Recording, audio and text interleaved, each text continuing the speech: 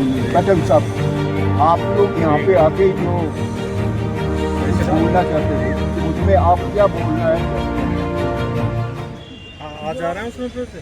मैं पहले अपना पता बताना चाहूँगी कि मैं कहाँ से आई हूँ, मेरा नाम क्या है। जी मैं रानी हूँ, स्टेट भिक्षा हूँ।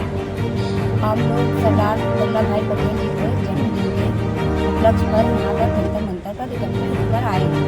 इसमें हम लोग इसलिए आए हैं कि जो 1857 की लड़ाई लड़ी गई थी, तो इसमें कितने करोड़ लोग जो मारे गए हैं, उन लोगों की जो बलिदान हुआ है, तो बलिदान के लिए जो उनको मुआवजा मिलना चाहिए तो मिला नहीं, क्योंकि पहले को लोग लड़े नहीं तो आज भी वही है। अगर आप लड़ेंगे नहीं तो आपका हक दे कौन देगा? तो इसीलिए हम लोग अपना हक लेने के लिए जगह जगह पर मीटिंग करते हैं। जैसे कि हमने आज ज्ञापन दिया और यहाँ पर आज सरदार पटेल साहब की जन्म जयंती में आप लोग राजघाट पे भी गए थे आज, वहाँ पे भी आप लोगों ने स्मृति सौध बनाने के लिए गुहार किए थे, तो उस चीज़ों को भी आप मतलब जंतर मंतर पे भी कुछ नारा दिया जा रहा है। सर हम लोग राजघाट पर बड़े लोग आ रहे थे, वहाँ पर उनको ज्ञापन देने गए थे। काफ़ी लोग तो वहाँ पर थे और यहाँ आने जाने में कितने लोग इधर उधर हो गए। एटलीस्ट कोई नया जगह जाता है तो एड्रेस पता होता नहीं है। हम लोग वहाँ पर भी गए थे और ये ज्ञापन देने गए थे। मीटिंग तो वहाँ नहीं हुआ है, वहाँ हम लोग ज्ञापन भी देने गए थे। मोदी जी की 240 सीटें क्यों आई? मोदी जी ने सरदार पटेल का अपमान किया, सरदार पटेल के लिए जो करना था नहीं किया। इतनी 64 पार्टियों को मिलाकर चुनाव लड़े, तब इनकी 240 सीटें आई बेईमानी करके, अभी वोटों को चोरी करके, और अकेले लड़े होते 50 नहीं पाते। ये ध्यान रहे, लोगों के जो पॉलिटिकल राइट है, लोगों का जो आधार वोटर कार्ड बना है, राजनीतिक अधिकार में है, लोगों को चुनाव लड़ने का अधिकार है, वोट देने का अधिकार है, समर्थन देने का अधिकार है, ये लोगों का राजनीतिक अधिकार में है। ऐसे ही अगर किसी को वोट नहीं देने दिया जाता है तो 1703 में इंग्लैंड में ऐसी घटना हुई थी, जिसको वोट नहीं देने दिया तो 50 पाउंड का मुआवजा मिला था। ऐसे ही जिन लोगों को ये वोट नहीं देने देते हैं, वोट काटते हैं, फर्जी वोट बनाते हैं, ऐसे लोगों को भी हमारे पास राजनीति में के अलावा कानून में भी ऐसी व्यवस्थाएं हैं। ऐसे लोगों को भी हम ऐसी जगह भेजेंगे जैसे अंग्रेज काले पानी भेजते थे। हम उन 1857 के शहीदों के परिवार हैं, हमारे परिवार के 11 लोगों का बलिदान है देश के लिए, हमारे परिवार के 11 लोगों का बलिदान है देश के लिए। 1857 से 1912 तक हमारे परिवार के 10 लोग 11 लोगों का लोग देश के लिए बलिदान दिए हैं। हमारे सरदार पटेल का जन्मदिन के रूप में आपके सामने है। ये चीज आपको याद दिलाने के लिए हम सब लोग इकट्ठे हुए हैं।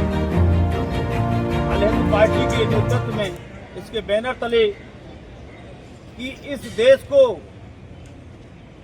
को बनाने के लिए, नौकरी दिलाने के लिए, जो आज हम नौकरी के नाम पर हजारों लाखों रुपए की पेंशन तनख्वाह ले रहे हैं, उसको दिलाने वाले सरदार पटेल हैं। अगर सरदार पटेल इस देश को एक नहीं करते तो आप किस राजा के यहाँ नौकरी करते? कौन से संविधान के अनुसार आपको नौकरी मिलती? किस संविधान के जरिए आपको आरक्षण मिलता? जब आज 565 रियासतों में देश बटा हुआ था, तो आपको कौन सा राजा आपकी योग्यता पहचानता? आपको सरदार पटेल ने इस देश को इकट्ठा करके, रियासतों को राजाओं से लेकर के इकट्ठा करके संविधान लागू कराया। इस संविधान को लागू कराने के लिए सरदार पटेल ने अपना अधिकार का उपयोग किया, जबकि हम लोग केवल सरदार पटेल को भूल करके संविधान और बस बाबा साहब के चक्कर में ध्यान दे रहे हैं। ये भूल जाते हैं कि सरदार पटेल नहीं होते तो न संविधान होता, न देश होता।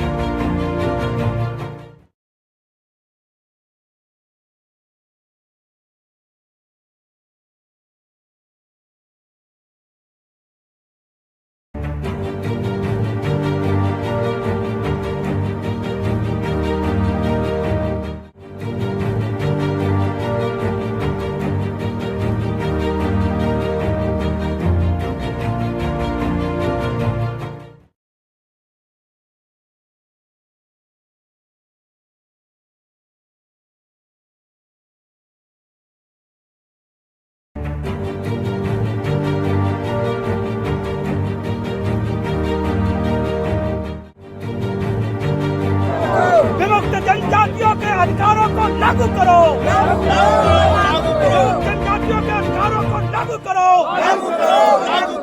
अभी तो ये लड़ाई है, जो हमसे टकराएगा झूठ नहीं, सीधा ऊपर जाएगा, सीधा ऊपर जाएगा। ये हम अंग्रेजों को जो मारा है तो इनको भी मारने पर लड़े नहीं, पहले मारा गोरों को, अब मारेगा। लड़ना बात अलग, लड़ने तो कोई क्लेम करने, हम भी लड़े थे। ये लोग हैं 1857 के लोग हैं। अगर आप हमें अब मोटा चश्मा पहनेंगे, हमारी शक्लों को नहीं पहचानेंगे, 2024 देख चुके हो, 64 पार्टी को मिला के 240 आई है बेईमानी।